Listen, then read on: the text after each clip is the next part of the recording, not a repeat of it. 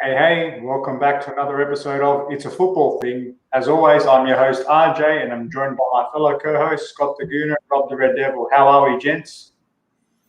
All good over here. How are you, Robbie? Yeah, good and cold, mate. Very cold today. Oh, I'll tell you what. It's like Manchester weather, mate. Absolutely. You might be looking at your clock and calendar thinking, it's not Thursday night, it's not Thursday morning. What are these three jokers doing on my screen as we speak? But what we thought we'd do is, because we wanted to try to, in the interest of keeping things fresh, we thought, why don't we try to recap what happened in the previous match week at a bit of a closer date, just while it's relatively fresh in our minds, and then we can trial on the Thursday episode to keep a forward-looking view about the upcoming fixtures. So we thought, we like to keep things innovative here, and we'll give it a shot and see where we go. So we're relying on you in the live chat and those offline to tell us what you think. So, boys, match week 2. Let's start unpacking it all, because we're not here for a long time. We're here for a good time. Match week 2 certainly felt blue for me. I've been working on that poem all day. Before we jump right into talking about Liverpool Burnley, just want to shout out some people in the live chat. Lottie, morning. Hey, Lottie. Did someone say Watford looked dangerous? I can't remember. I'm pretty sure that was you last stream, wasn't it? No idea. But I'll be joining Lottie and the crew at Cannon Chatter at 6 o'clock tomorrow morning. So if you're free, make sure you tune into that. It'll be a good one. Good man, concierge of crime. I've missed you. Good evening. Yeah, I'm sure he's locked and loaded. Evening, Ben. How are you? We've got Declared here as well. He's already had his chance to banter me, so I'm sure he'll be kind.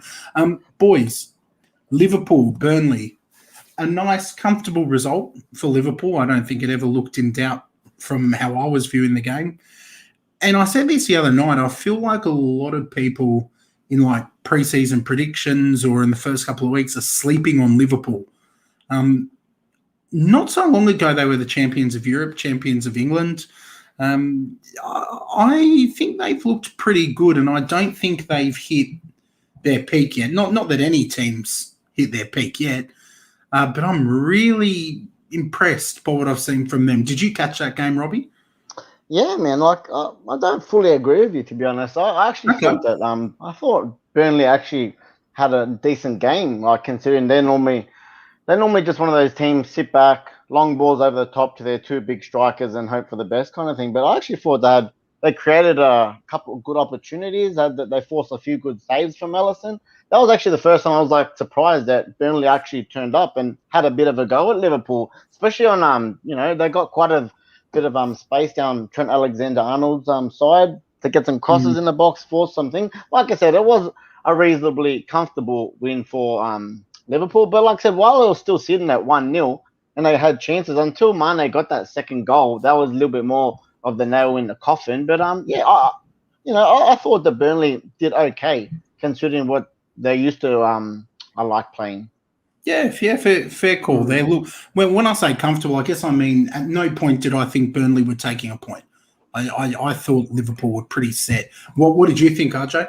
Yeah, look, I'm probably in the spirit of being on the fence, as you like to say, Scott. To be honest with you, I'm actually leaning towards a bit what Rob had to say, just because I think there's a bit of Burnley bias in the sense of when they go down, we thought, okay, there's going to be a little bit of a door swinging wide open and Liverpool just going to blow them out the ballpark.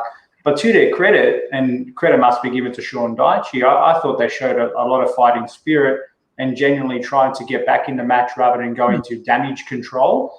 But I think with these rule changes now, we're starting to see a little bit more of a pattern around increased physicality. And I know it's not just Liverpool observed, I know United copped it a bit. I wonder if this is just going to be a bit of a theme throughout the season and clubs are just going to have to adjust to it because the cheap free kicks are gone out the window. And I don't necessarily think that's a bad thing. Like, that's just a personal view. But at the same time, it's football. It's not rugby league football. So we'll see where it ends up. Absolutely. Look, this guy, I want to quickly talk about him. He scored in the game. It ended up being chalked off, and I had him captained this week. We will definitely talk some more fantasy Premier League later, but if we can blend it in, why not? he ghosted me because I saw, and it was a peach of a finish. It actually reminded me the way he so calmly slotted that ball in from that angle. It actually reminded me of a Thierry Henry Very nice finish. And you know the beauty that Liverpool have, and Concierge of Crimes makes a really good point here too. They don't quite have the depth, but their first team score, like their first team when they're on, are as good, in my opinion, as City, Chelsea, United, any of them. But the good thing for them is that even if Salah is quiet, you know that Mane will lift. If they're both quiet, Diego Jota just seems to be just about to say, dominating. I think he's been really good from Jota, and like I said, to keep at the thanks Tom to keep Bobby Firmino out of the team at the moment. Man, I actually think out of the front three, I actually think Mane is the one that's been the most disappointing. And if that was me, I'd be starting Jota off the left, Bobby Firmino down the middle, and obviously Salah on the right. And like I said, obviously he got the goal, but I just don't think, sometimes you see it's one of those stats, you get on the score sheet, you get an assist or you get a goal, but it doesn't mean you have a great game. I think Mane has been very like that as of late. Yeah, interesting. Ben raises an interesting question in the chat. Would like to get your thoughts on it, RJ, before we move to the next fixture. Was it just me, or did it look like Elliott broke down quite a few of their chances? Many people seem to be praising him. What did you think of Elliott's performance, RJ? Yeah, to be honest with you, it was a mixed bag for me, I thought, with him. I understand what Ben's saying. It did seem like the rhythm was disrupted on a few occasions, but I thought on the balance of things, his contribution was quite positive, and it's very early days in the season, and undoubtedly, like those instances that Ben picked up and others and myself, no doubt that Klopp and that are going to work with him to iron that out. But I think he's quite a good little player that they've got on their hands. He's no world beater just yet, but I think definitely a squad contributor to Concierge's point that they might not necessarily have the depth of the Cities and Chelseas, Uniteds of the world, but they're definitely he's got this good ability, Klopp, to find some of these diamonds in the rough at times. So even that Greek defender, he's coming up really good. He had another strong game, I thought. So again, it just helps because they're not blessed with the same depth that those other front three have. So yeah, we'll see what happens. Yeah, interesting call. George doesn't rate him either. So Ben and George certainly not rating him, but not a special player. We'll have to wait and see, boys. Villa, Newcastle. I'm not going to lie. I'll put it on the table now. I didn't watch this game in full. I have only had a chance to see the highlights. But Villa doing, I think, what they were expected to do. You would hope with the signings they've made that they beat Newcastle, who are very inconsistent. Any thoughts on this one, Robbie? Kind of the same as you, Borgie. I think I had the goal rush on, and I think City was the main game, and it kept crossing over in between. So yeah, I got to see the goals. Obviously, that Ings bicycle kick, great finish. Besides the goals, I didn't really get to see much of the rest of the match either. Yeah. It definitely wasn't one that tantalised the appetite, was it, RJ? Anything you want to add on that? Not really. I caught a few of the extended highlights, but that's the issue, isn't it? When you have the games around the same time, it's quite hard to gravitate towards which is the big ticket game versus the one that's less so. Let's call it that. Yeah. But good result for Villa. They needed to pick up after last week, so good work to them. Absolutely. Speaking of teams that needed to pick up from last week, my man Patrick Vieira. Was that nil-all, mate? I think you got the wrong score up there, Borgie. I'm sure that was a nil-all. Oh, wasn't nil-all? Yeah, this one, I believe. Yeah, they had it. It was not many chances created on this one. Everton was there. There we go. Yeah. This is what happens. I just want to tell you guys quickly. I'm actually embarrassed of myself. From the Arsenal game, because that kicked off at 1:30, I kicked on after the game. I didn't go to sleep. Then I did another show that morning with RJ, and we had Pat Larson and Albert. If you haven't seen that one, go back and watch it. And then we had the Down Under football crew last night. So I was up 22 consecutive hours. So if there are any mistakes, I'm not bragging. Like I said, I'm ashamed, but just go easy on me. I'll change that banner, but let's talk about this one, RJ. Yeah, I did watch this game. For those who had also watched it, I'm keen to see what they think in the live chat. It was actually a very entertaining game, and not that I'm surprised by that by any means, but I thought that Everton were probably unlucky to not walk away with the 3 points in the end, but a very nice strike by Rafinha for the second goal. But overall, because I can't recall who I predicted. I think I went Leeds 3-2, if I'm not mistaken. But a very high-octane clash. Leeds, as you expect, were very proactive with the ball and dominated a lot of possession. But Everton were really assured in themselves, I thought, and played the counter quite nicely. And the penalty was a penalty, clear as day. And then the second finish, was just very nicely put away. But yeah, very entertaining game for me as a neutral. But again, keen to see what you guys thought. Yeah, before we get into Robbie's thoughts, we've got Dennis here. We've got Concierge of Crime here saying that the Arsenal tax will do that. Man, come on. You've missed out on plenty of good chances to banter me. I'm over it now. I've moved on. I'm not letting it bring me down. But Dennis is right. He does say in there, smash the likes. It helps get our videos seen. If you haven't already, subscribe. Hit the button down the bottom and share it with a friend. We're really trying to build this up. Hit the mini milestone of 350 subs, boys. Not bad for, a couple of months on the job.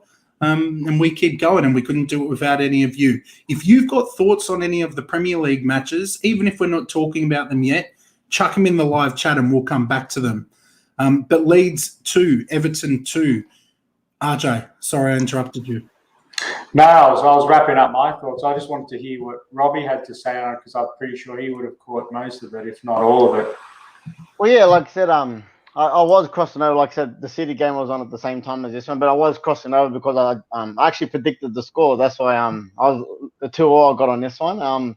And yeah, I actually think it was a different.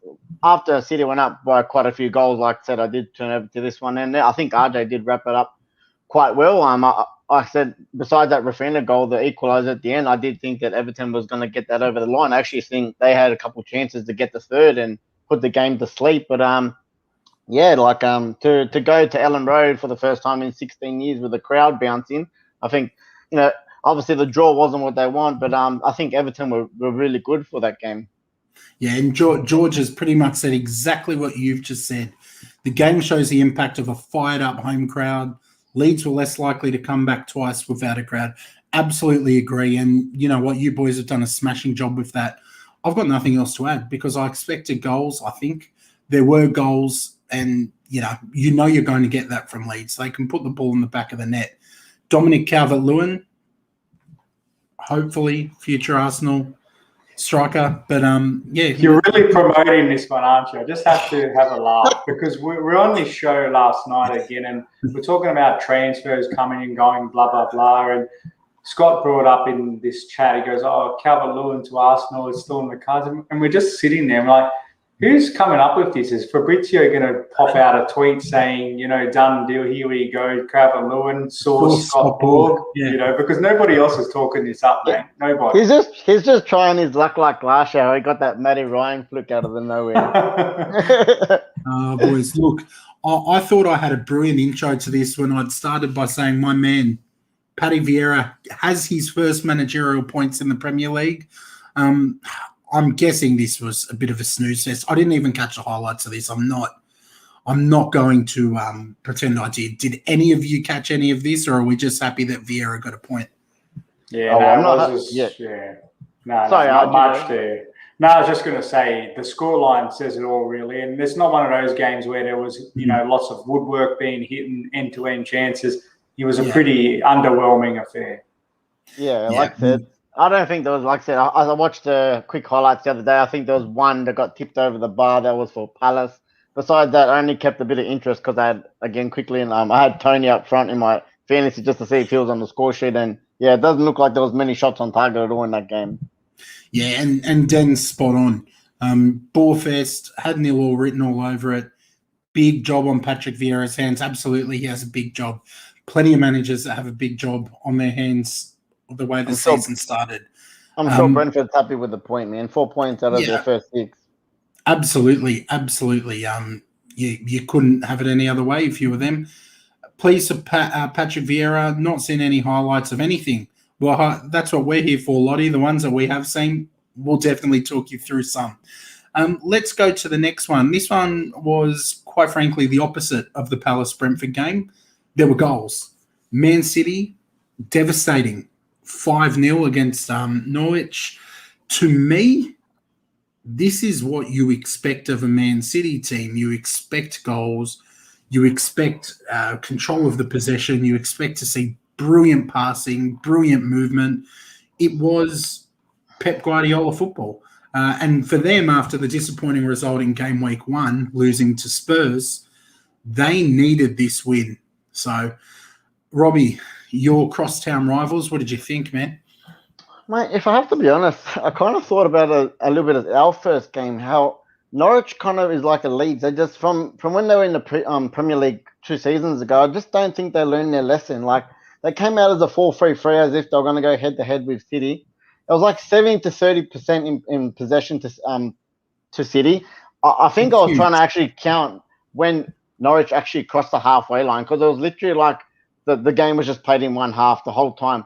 And it's just that they continuously did not learn from their mistakes. I think 4 out of the 5 goals for City all came through the right side from a cross from Jesus or something like that. It was nearly square the ball into the 6-yard box and a finish or an own goal or something very, very similar for all of them. So, City again were amazing. I guess they wanted to come back and have a great game in front of their fans, even though like half their fans didn't turn up. Just a bit of a dig at City there. But look. An easy win for them, I guess. What was it? Jack Grealish got on his score sheet on his debut at home debut. Wasn't their best goals, I'm sure he would have imagined scoring, but yeah, a job done for City. I was against Norwich, so it wasn't really a bad eye at that. I don't know if I agree with George here in the comments. I certainly don't want them banned. They're keeping us safe. Not at present, but I know there are 3 teams that are worse than us. So even though West Brom and Fulham aren't there, I'm happy to have Norwich there, keeping me safe. Big ups to Sibi and Chelsea Fan TV. Welcome. Please make sure you hit that like button and subscribe if you haven't already. We've now changed the structure. So if you've just joined us late, Tuesday nights, we're looking back at the week that was. Thursday nights, we're looking forward to the next match week. Dan said, it was a good game to go into off the back of 2 defeats. Grealish first goal, arguably the worst first goal he's ever seen. Jesus 2 assists. Plenty of positives there for City. It was an ugly goal by Grealish. RJ, what did you think, man? Do you fear City? Well, when you're at the top, the only way is down, and I suppose we fear anybody that's chasing us. But in all seriousness, isn't West Ham at the top part? Well, we just let them have that until we get Declan Rice from them. That's fine. They can feel whatever they want to feel. I know you guys are chasing, and we can touch on that later. But I think for us, for City, not us, what I meant is thoroughly dominant. And the own goal was very unfortunate for Tim Krul. He's just it was a reflex reaction. It was cruel. It was cruel. I like that. That's what you get with the show. It's not just football talk. It's classic puns and more. But with Norwich, they were, the birdies weren't doing too well, unfortunately. And City were just very prominent on both flanks, I've got to say. And good call here, Cuz. Well done. But for me, they were creating their own luck just because of our intent. And Rob mentioned at what point did we see Norwich crossing to City's half? It was very sparingly. But City were just so intense after that Spurs loss. I think that's actually hurt a lot of the teams now that they've started off on the back foot. But look at most of their goals. They were all just coming off the flanks and really putting those dangerous crosses in and around between the keeper and the last defender in that danger zone. And Grealish's goal was ugly. The own goal was because of deflection from that dangerous channel. Same with Sterling's goal, I believe. And Mahrez was probably the only real crystal clear finish because Laporte from the corner from that deflection, I believe. But it was just a really strong attacking display. And because they were so dominant in their attack, that was such a good form of defense for them. So, I kind of, like I said to you, Scott, I kind of feel sorry for whoever City's up against next. Save that for Thursday night show, lads. I do. I will. I might be sick that night. Yusuf's in the live chat. Welcome back, Yusuf. Nice to see you back again. Grealish, Walker, and Gabriel Jesus had a good game. Absolutely did. Look, I don't think there's much more to add on that, except that City were brilliant. So we'll have to see how that goes. Lottie does make a point in here. that Norwich were carried by Buendia last season, and it's showing that they shouldn't have sold him. But he hasn't had the best start at Villa. I dare say once he settles in a bit more at Villa, we'll see the best of him. Probably still a bit early for my mind. Let's go to Mick Potter's Brighton. Good result for them. They have this in their locker. They messed me up a little bit with Lewis Dunk being on my bench in Fantasy Premier League. He was my third sub too, so there was no hope. But a good performance by Brighton. Robbie, what did you make of it? Again, I only saw the goals from this one, man, so I won't be. You guys might be able to go a bit more into depth. But yeah, like I said, Morpay. Was it Morpay and someone else that got on the sheet? Scuffy. Yeah. Oh, yeah, Scuffy. There you go. He got all, yeah, 2 nice goals. I think from what I did see of the little bit of the highlights, Bissouma, man, he looks like not a bad midfielder, and like he's starting to pop around. Of people are saying, for United. Obviously, we're after DM. No, don't worry about them. We'll take him. Come. Mate, you guys want everyone at the moment. But he's like a player. No. Robbie, you're wrong. We need everyone at the moment. It's not about wants. You need some more goalkeepers, Scott. so, sorry, Robbie. Keep going, man. No, but like I said, he looked like a bit of a standout from what I saw in the highlights. And mate, I reckon if they don't do very good this season, I'm sure a big club will come in for him next season. Yeah. And Yusuf shouting out Duffy in there. Good result for them. Lottie saying Watford dangerous? Never. Brighton are looking solid so far as always. Lottie, God, you're making me nervous for when we play Watford eventually, because if we banter him too much, it could come back and get us. And Sibian just chucking in, Traore often doesn't get the credit he deserves. For me, he should still start for Villa. So. Yeah, interesting chat. Interesting point. Let's go to this one. This one I'm excited about. One of the others I'm not as excited about.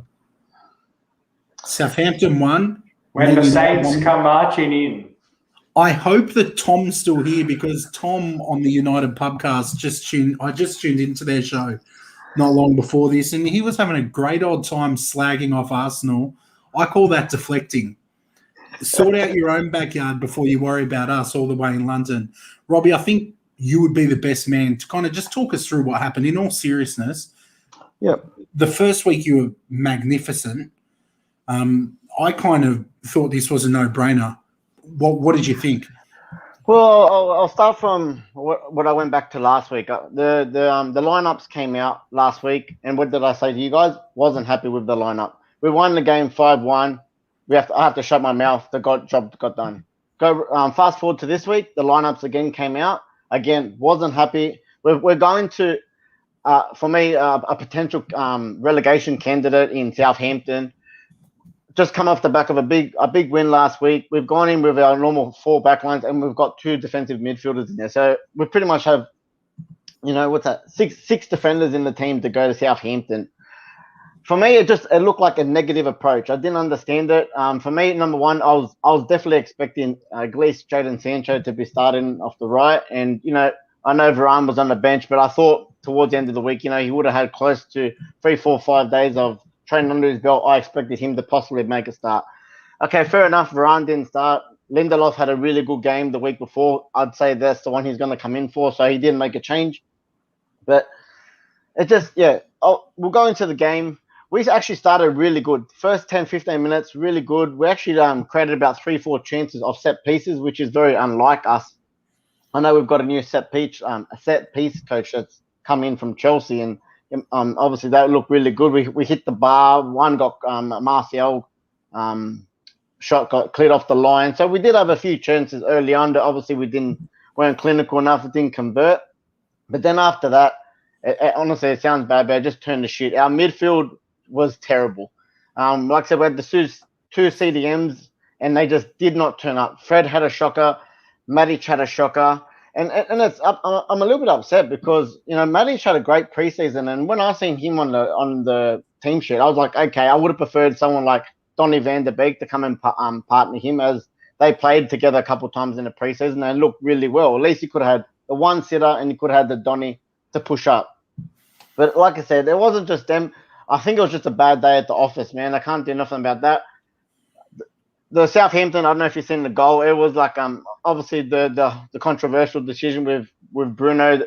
For me, it was a foul. Look, you guys can make your own decision. I definitely think that's a foul for me. But I'm not going to complain and I'm not going to make that as an excuse. After the foul, we didn't react quick enough. We didn't block the shot. Unlucky, Fred stuck out his foot, a deflected shot. Can't do nothing about it. I'm definitely not blaming De Gea for that. Second half, I was screaming, make a change at halftime, because we looked terrible. Anyway, didn't I think it was about the 60th minute. We just before 60th minute, we looked really good. We came out firing. Greenwood got the goal, and from then I think a lot of people were thinking United's going to go on with this. 10, 15 minutes in, we look good, and then bang, just flat again. So yeah, look, what can I say? A very disappointing performance. I'm hoping it's just a hiccup for now. But that's what I'm hoping this week. We'll talk about that next week. I want to see our shiny new toys on the pitch this week, because this is what happened last year. We bought these two players to fix these two positions up. Number one, when there's a low block, we brought Jadon Sancho in to try and have a bit of extra flair to get crosses in. And then we bring, obviously, Varane in to look tighter at the back when we looked quite shaky at the back. So I think there's definitely going to be pushing for those two to be coming in this week. And then we'll hopefully shore up those two positions anyway. Arj, I'm going to let you go first because you know I'm going to go in hard. And you know exactly where I'm going to go in hard. But you go first, and then I'll go on my rant. Yeah, the shiny new toy, one of them didn't really shine as much as I thought. And obviously the other one wasn't available. But I thought the goal could have been a foul. Yeah, sure it could have been. But full props to the Saints as well for being pretty resilient there, particularly in that second half when that initial onslaught came. And in fact, De Gea saved your skin a lot. That save, that was the clearest chance of them all. And really, they should have walked away with all 3 points had that gone in. So, it's 1 point gain, 2 points drop for sure. But I did expect, based on what we saw against Leeds, and now I know no two teams are the same because Leeds are a lot more open at the back. Saints are going to be a lot more pragmatic. So, it's going to be different.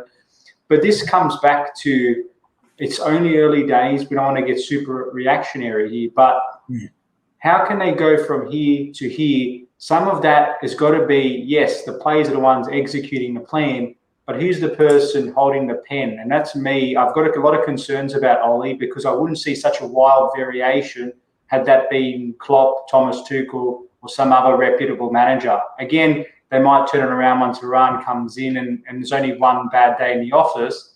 But we keep seeing these topsy-turvy displays from a quality team like United. So, yeah, look, to me, I'm not going to go here and say, that wipes out their title chances. They've had a draw. No. But at the same time, points are going to be at a premium this season, especially who the competition is this season, based on how much big teams have upgraded and players have come back from injury like Van Dijk for Liverpool.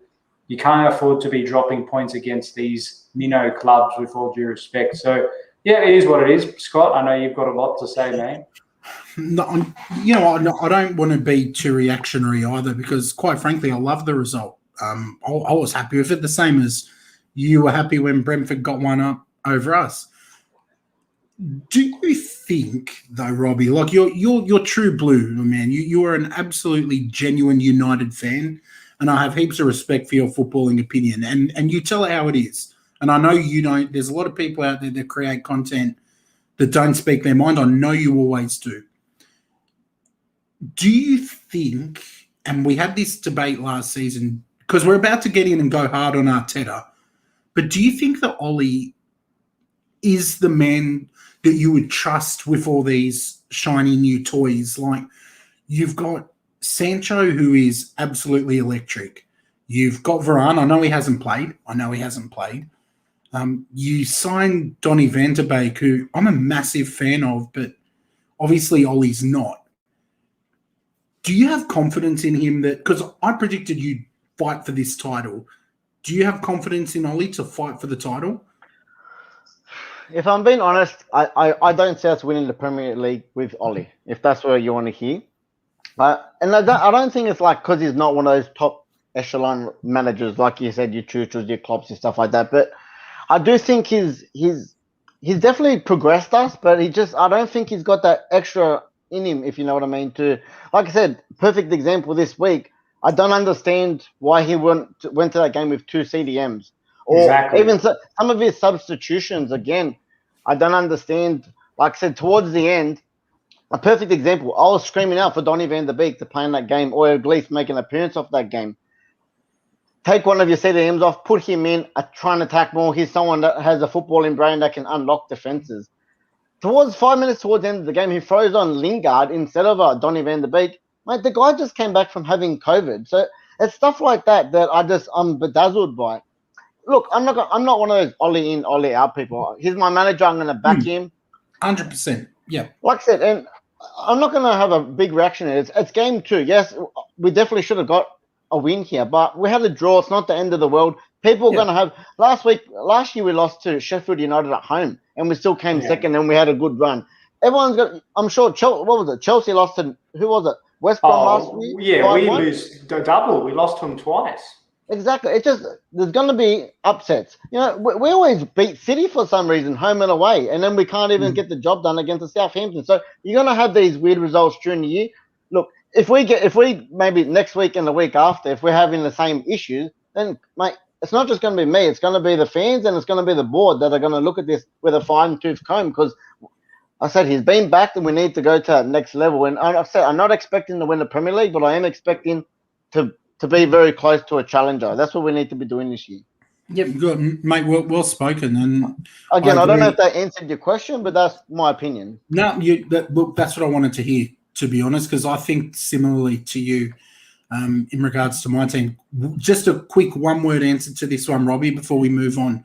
Do you think United will perform better at home or away? Home. I do think home, because I said we had that. Like I said, we equaled the record. I think your record of the most away games. I think we break it if we don't lose this week. This thing. Not that I really care about that, but yes, I do think we'll be stronger at home with the fans, and I think all people traveling away against the fans is going to be back to reality this year. Perfect. I'm just going to quickly flick through these few comments, and we'll move on to Spurs. Sam, welcome. Nice to have you in here. New face around. Please make sure. Join us, engage in the live chat. Brave man, silly man, call it what you will. Who does Sam go for? I would like to know who Sam goes. So I have a feeling Sam is a United fan. That's where I'm going. But Sam, let us know who you back, my man. But welcome. George has faith in Ollie once you finally ditch Fred and Marshall. Is he the man to ditch Fred and Martial? We'll have to wait and see. Big up, Patrick. What a jacket, RJ. Love it. Yusuf, yeah, mate, we got a little bit sidetracked on that. I'm trying to avoid going to the Chelsea-Arsenal game. And declared enjoyed what you had to say. So there you go. But he's just changed that to say Ollie in. I want Ollie in too, and we're hopeless. Let's quickly, because I know where we want to go with this. Let's quickly touch on Spurs Wolves. 2 games in a row, 2 1-0 victories for Spurs. The defence have looked pretty good. Nuno seems to have come in and worked on that. Kane coming on late was interesting to me. I tend to think now that too much time has gone, and I don't think City take him. I think if it was going to happen, it would have happened, because Spurs clearly will have a price. I think had City lost a couple of games. They had one rejected as well. They had a most recent offer of 125 rejected, I believe. So Spurs are a hard team to do business with, and for Nuno, he's not going to want to let him go unless they're well compensated. But it was a good result for them. Dele Alli, as I said to you last night, RJ, he's looked from pre-season like someone who's been given a second chance. He was frozen out under Mourinho, and he's now coming back in and playing a little bit like the Dele Alli of old. I can't stand Dele Alli on the pitch, but I'm sure Spurs fans will be happy with his performance. RJ, any thoughts on our London rivals? Yeah, well, they're not our rivals, mate. We're above them, so you can be rivals with them. No, in all seriousness, I think that whole theme about players getting a new lease of life under a new regime, we've seen that before when Tuchel came in. You had players like Andreas Christensen and Antonio Rudiger that were seemingly on their out. Then they went and spearheaded us to a Champions League title. So it's just interesting. Could a similar effect happen with Dilly under Nuno? Time will tell. But I thought, yes, they got a good result. I think deservedly against City. This one, controversially, not so much. I felt Wolves were pretty unlucky, I've got to say, and they scuffed a few chances. Future potential Spurs player Adama Traore, I'm pretty sure, rigged it and missed the most glorious of chances. But they looked good, Wolves. They were unlucky, Spurs, but like you said, they rode their luck. They got away with it, so good on them, I suppose. But if they can get someone like a Traore there, under who's worked with Nuno, and they keep Kane and Son stays nice and fit, they bought Romero, all of a sudden you've got a Tottenham that's not traditionally as bad as they have been. So I'm not going to say they're going to go and win the title or anything, but they're definitely going to give a lot of teams some headaches based on that sort of backdrop. So, yep, good result, probably a little bit lucky, but sometimes you make your own luck, as you said to me earlier. And that's what, to me, that's what highly effective teams do. They have that ability to win ugly, because in the Premier League, we always say there are no easy matches, not in this league. If you want an easy match, go look elsewhere. Robbie, do you have any quick comments on that one? Not really. I mean, just to say, I just think, again, I think Wolves unlucky 2 weeks in a row, man. I think they've played decent football. They've created good chances. It's just they haven't finished in the final third, and that's where it matters. So, yeah, Spurs will be happy. 2 wins, 6 points. Absolutely. Patrick in the chat saying Wolves are very unlucky. They really have been in their first 2 games. RJ knows my thoughts on luck. You make your own luck, Pat. You make your own luck. But, yeah, look, they have had chances. They just need to be finishing them. If you're not doing that, you're going to find it hard to stay in the league. Well, it's sort of like Brighton, isn't it, Scott? Just quickly, we brought up Brighton's before they had a good win. And as, again, based on last season, based on the old XG ladder, they were a top 6 team. But it's not about chance creation. It's about chance conversion. So Wolves, they're not blessed with as much depth as the other top end of town. So they've got to be a little bit more efficient with those chance creations. Yep, well, spot on. And they need to fix that quick smart, because every point is vital. A couple more from the live chat. VJ is joining us. Welcome, VJ. Another new face. Nice to have you here, my friend. Subscribe. Hit the like button. Come back for more. We're back on Thursday night. Yusuf, Nuno back at the Molineux in 2 months, and he wins. Yeah, it would have been sweet for him, I'm guessing. And a question from VJ. Should Adama Traore not be given this leverage? Seems like he's Wolves' Timo. RJ, you have a lot of experience watching Timo Werner. You want to quickly respond to that? I don't know about that. I still think, you know what, there's probably similarities in the sense. I choose to look at the positive, because I think he does add a lot from a positive perspective, but you can't shy away from it. He has missed some gilt-edged chances, and again, the most recent one being against Spurs, which could have got him a very precious point, if not more. So for all of the praise he gets for looking like the Incredible Hulk, he's actually got to start stepping up a little bit and taking a bit of ownership from being a good player to a great player. So I think he's definitely missing that killer instinct in his game. Yeah, absolutely agree. Okay, boys, we are going to get to the one that everybody's been waiting for, except myself and Lottie. The live chat's waiting for it. Yusuf's asked where it is. This is the last game we're covering tonight. West Ham 4, Leicester 1.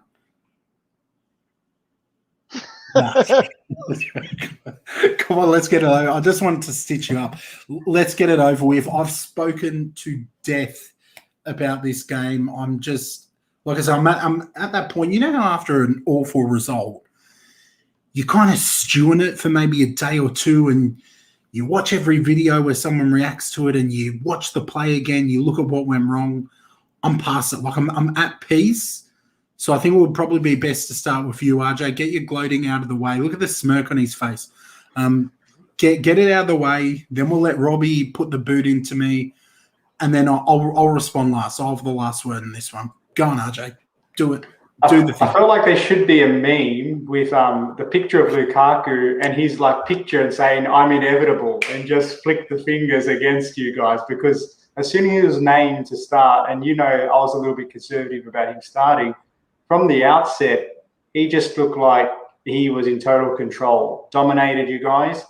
And yeah, it was just the return of Big Rom to the Premier League, and what a statement. I think you'll have a few Premier League managers slightly / significantly concerned about how do you stop the influence of someone that's at the peak of their powers. But what I liked about our performance in particular is not only how dominant he was against a very shaky Arsenal, I'm not going to sugarcoat it, but it was the fact that he was able to link up so well with his other attacking players and bring in our wing backs a lot, particularly Reece James, the real RJ, as we like to call him. So he scored a cracking goal in the second half, and on top of his nice assist that he gave. And in all seriousness, they really should have scored a couple more goals in the second half. But Arsenal, to their credit, tried to put up a bit of a fight. But on one hand, I treat this game as 3 more points on the way to where we want to be. But equally, it was important for us psychologically to get one back over you guys based on your 2 outlier results last season. But Arsenal, geez, like we've spoken about this a lot now, Scott. You're not in a good place at the moment. They're a team. I made a joking tweet the other day saying in 2003, 4 they were the Invincibles, and now they're the Invisibles. So, yeah, proud of the result, proud of the performance, 3 more points and a derby victory. Can't ask for much more than that. I like this comment, bud. Before Robbie reacts, Concierge of Com, I'm only putting this up because you and I haven't crossed paths in any of the 50 million streams I've done about this. So this is because you're a loyal follower and we love having you around. We're not putting up with this nonsense next time we play, all right? Yes, we are. RJ will run the comms that night. There's some interesting comments in there in the live chat. Lukaku coincided with Brock Lesnar's return to the WWE. Yeah, well, it was a bit like watching Brock Lesnar. Anthony saying RJ had a stunner of a performance. Lukaku's ready. Scotty, is sure Arsenal are getting relegated? Absolutely not. I'm not even entertaining that. I can tell you're a cousin of RJ's. It must put your house on it. It runs in the family, bantering me. I'm going to get his other one up, and then I'm taking a concierge of crime break. Arsenal fans, the championship's not that bad. You get to play 8 extra games, and you get to play. I can't even finish reading it. Iconic teams like Millwall and Blackpool. Winner, chicken dinner. You're so lucky we don't swear on this show. So, because my boss watches sometimes, so I've got to represent myself very nicely. Pat's in here. Declared's loving it. And we'll get to some more soon. Robbie, your thoughts. Go on, mate. You have your turn too. No, I'm not really going to give you much at all, to be honest. Man, you guys, I'm sure, have wrapped it up really good. But look, I said before the game, we knew it wasn't really going to be a clash of the Titans, man. You look at the 2 teams, they're very uneven. Chelsea is a tier above a lot of teams now, not just Arsenal. But you guys, I can't really judge Arsenal at the moment. I do think you guys have been heavily hit between COVID, between, players not playing, your Lacazette, your Aubameyang, your Ben White. Players that are being thrown in probably just out of nowhere. I don't think they're going to have a lot of prep to come up against a powerhouse in the European champions right now. Yeah. So, look, obviously I was at the back of the United game, so I did watch the first half live. I wanted to see how it went, especially when Lukaku was in the lineup. I did want to see how he went, and I think he was great. As RJ said, I think his link-up play, drawing players, creating space. They did have a few little couple chances, Arsenal, at the start. I think they were better than their Brentford game for parts of that game. But then, like I said, they just Tierney is good at going up, but he just leaves so much space. And Reece James took all that space up, and he had a blind. I mean, he got the assist. He got the great, nice finish goal as well. I said I went to bed at halftime at 2-0, so I only watched the highlights of the second half. Mate. Game was over by then, Robbie. Exactly.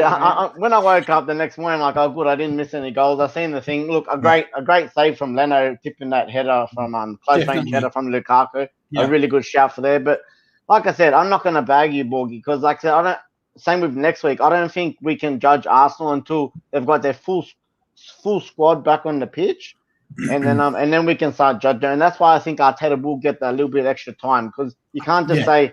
Besides that Brentford game, I think everyone would have predicted you guys to lose to Chelsea, and most probably I think you will lose to City as well. So, look, You're going to get the international break. You're going to come back there, and then, yes, I think you got to knuckle down, hopefully get your players back, and then those next 3, 4, 5 games is where Arteta's going to come under, if he's His going to job's stay on the line, Rob. His job's on the line, mate, to be honest. It's a good segue, Robbie, because you kind of sum up where I'm at. And I'm going to try and be really succinct and really clear about my thoughts on the game because I've done it a few times on different places. So I want to be really succinct. I wasn't expecting a win against Chelsea. Quite frankly, they should be beating us with their squad. They should be. You look at the two teams on paper, anyone with a quarter of the football brain says Chelsea win that game. Okay, obviously there's always the fact that it was a derby and anything could happen. But you knew what was probable to happen, and it did. We didn't have our first choice striker. He came off the bench, and we looked markedly better when Aubameyang came on. We didn't have our first choice centre-backs. Ben White, there are a few comments about him. Ben White testing positive for COVID. It was unfortunate. But we also tactically did not do what we should have done. I would have liked us to have a back three for this game, because what was happening was at various points, Lukaku being Lukaku, drew in both our centre-backs. Now, when both centre-backs are drawn into one man in the middle, that opens massive goals, massive space for players to exploit and attack. Tierney got caught out. He didn't have a great game, but he wasn't helped from midfield. And Lukaku was responsible for drawing those players in. I think we played him wrong. I actually think we didn't play Lukaku well. He wants that physical battle. He wants what Mari was doing.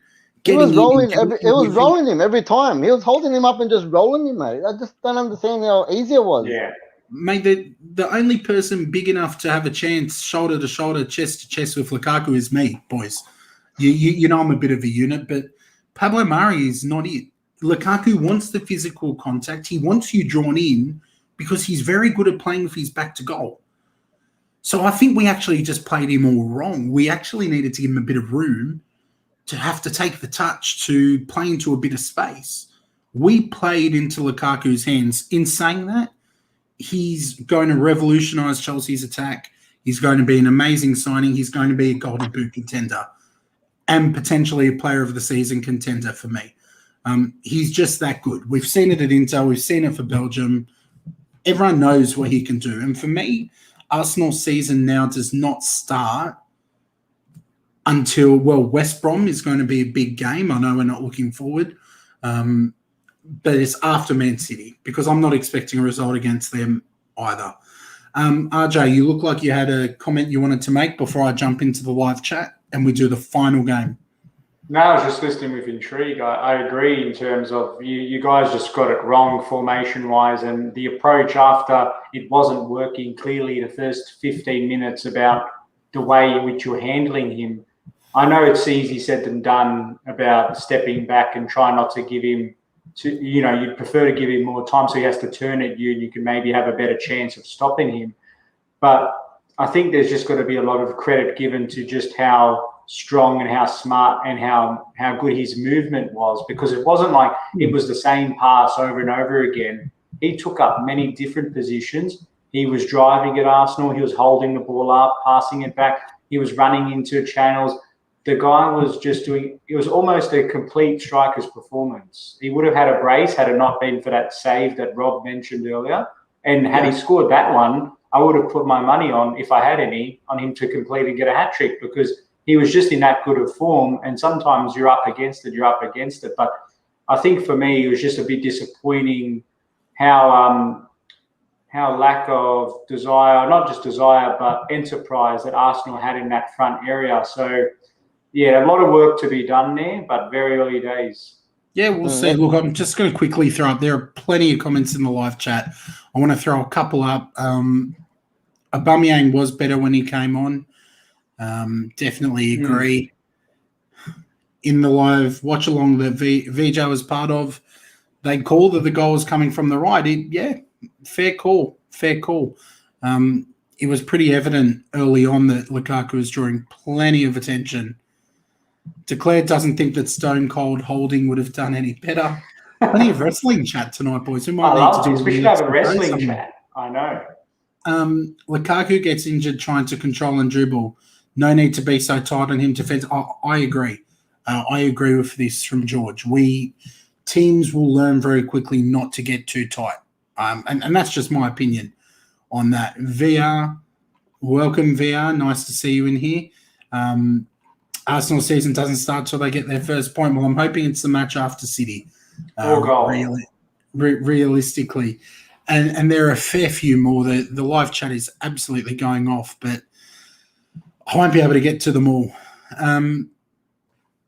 Simeon, really like Lukonga and Tavares. Yeah, I thought they were great too. Lottie, was nice to see Aubameyang feed off the fans' energy. Daniel thinks Arsenal's time's up. I know there are plenty of others. I apologise if I miss them, but we do need to cover one more match. West Ham 4, Leicester 1.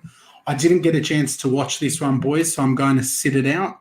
But I did see news today that Antonio has become West Ham's highest ever Premier League goal scorer. So kudos to him.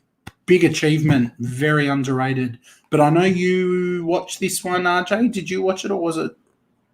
No, you didn't catch that one live? Have I chucked you under the bus? I watched most of it live, boys. It was you, Robbie. Sorry, I knew one of you had. I watched most of it. Like I said, I was driving to work and kind of tossing up between. But yeah, I was tuning into it. And yeah, look, you done not bad for a right back, eh? And what was it Paulo Di Canio's goal scoring record and stuff. But yeah. saving most people's fantasy teams, I think. But look, man, it was quite a very good it was a good game to start off with. They did go up quite early on, and then obviously a big turning point in the game was the red card, which was I'm glad they did go back and check that on VAR because that it was no intent in that, but that could have been an ankle breaker and a career finisher. I mean, it's very lucky to come away with that. After that, it was like I said, man, they got the second goal. I did think it was from Rodgers was quite a ballsy move. I think it was just after the second goal from West Ham. He put on, I can't remember the attacker's name. It's in my head. Maybe the live chat mine. He made an offensive move and he said, "Look, I might as well just go for it." 10 men. He put another striker on, and not long after they actually got the goal 2-1. And then at that time they still had it was still not done, if you know what I mean. So.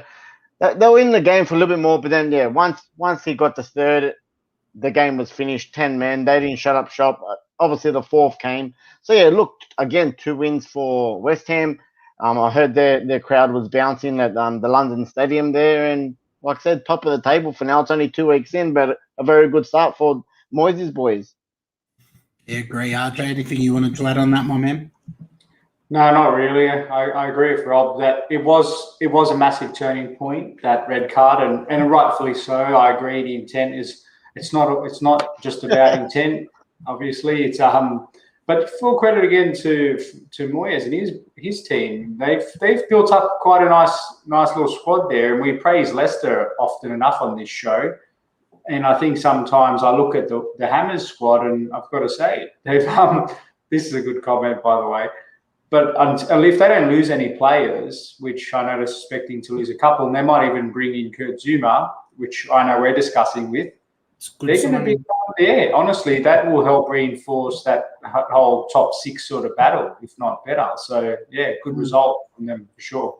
Yeah, and can't argue with that. Few more comments from the live chat as we get close to wrapping it up. Antonio, plenty of praise him. The English Lukaku declared reckons. Interesting. Lingard rubbing his hands looking at how the Hammers are playing. Deservedly top of the table. Yeah, look, and I'm not going to have to put my hands up and say I predicted they would drop right out of it without Jesse Lingard, but they seem to be coping just fine. So let's remember, it's only 2 game weeks in, guys. Yeah, everyone's getting a bit 2 game weeks in. You can only look at the table as it currently stands. 100%. And I know we'll bring that table up and have a deeper look at that on Thursday. I did want to update and thank you to Daniel. I hope he's still in the chat because Daniel is the man who tallies the prediction scores because we make our predictions. Sorry? Dan the man. That's it. Shame he's a Chelsea fan. At the moment, our predictions ladder looks like this. In first place, maintaining last season's form. RJ on 18 points. In second place, Robbie, 15 points.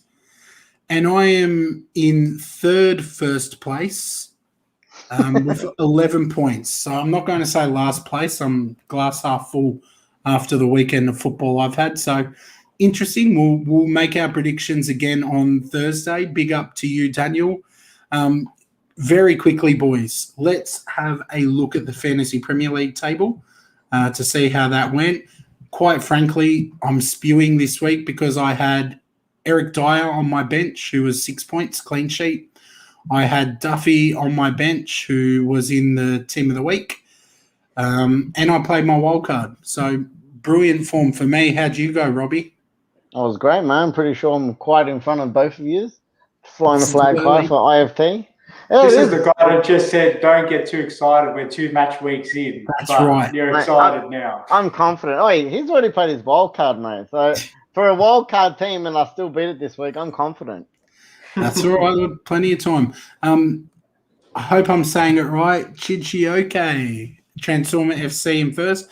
Ben Fuse is in here. Now, he's been asking us lots of questions, but, mate, he sharked it all the way to second place. So, boys, don't help him anymore if he asks questions.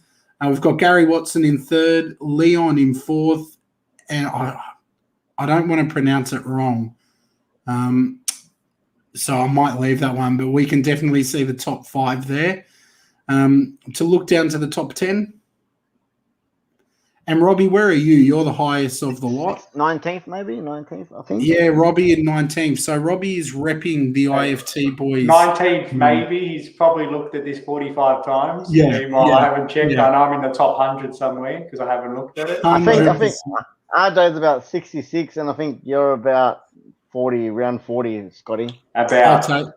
I feel about 40 after that Arsenal game on the weekend. Quickly to look at the live chat. Lottie hit 51 this week. Decent effort. Ben, beginner's luck. Plenty of luck there. Sibian, Scott's a true Arsenal fan, maintaining consistency like his club. It's not very nice, my man. And good Eric Dyer, just because he's 12.5, he's an absolute cheapie. Spurs defence is looking all right. That is Fantasy Premier League. Boys, when we decided that we would split this into Tuesday nights looking back at the match week before and then Thursday nights looking forward at the round coming, we all thought this was going to be a 30-minute show, but the live chat has absolutely been peaking. Plenty of new faces in here. Subscribe, hit the like button. We love having you here and we wouldn't do it without you. So thank you for all of your support. RJ, I know you're going to wrap it up. Any closing thoughts? No, it's like I said, it's a trial concept. The idea was to how do we maximize retention of both what happened the previous week, because ultimately it's about giving the fans what they want. We don't want to talk about things that are perceived to be outdated, and we want to spend lots of time going into some deep discussions about some games and topical headlines. So hopefully the trial run goes well. But if it's not, we continue to shake it up and keep it fresh. So I'm liking these live chat comments, by the way. But Robbie, RJ, I have a feeling that Steve. I think that's our Steve. I think God, that you can have him. You can have ownership for him. One of our high school mates, my man Steve. If that's him and if he beats me in this, it's shameful because Steve is the biggest Serie A snob you've ever met. Now, there's the Napoli better than the Napoli man. Yeah, Mr. Napoli himself. A few more. Great stream from strength to strength. Great show. Thank you. Yeah, it is that Steve. I won't call you your nickname live, man. VJ wanted a bit of an update on Saul's situation. We might chuck that into Thursday night's show, VJ, because there'll probably be more information by then. So we can talk about it in a little bit more depth. Daniel saying thank you to the lads. Loving it, boys. What a top evening it was, especially in lockdown. Closing thoughts from you, Robbie? Again, boys, just thanks. It's nice to have an extra show to enjoy with everyone in the live chat. And, yeah, I'll see you back here on Thursday. Thank you, everyone. We appreciate it. And, again, Thursday night, stay safe, take care, and tune in to next time.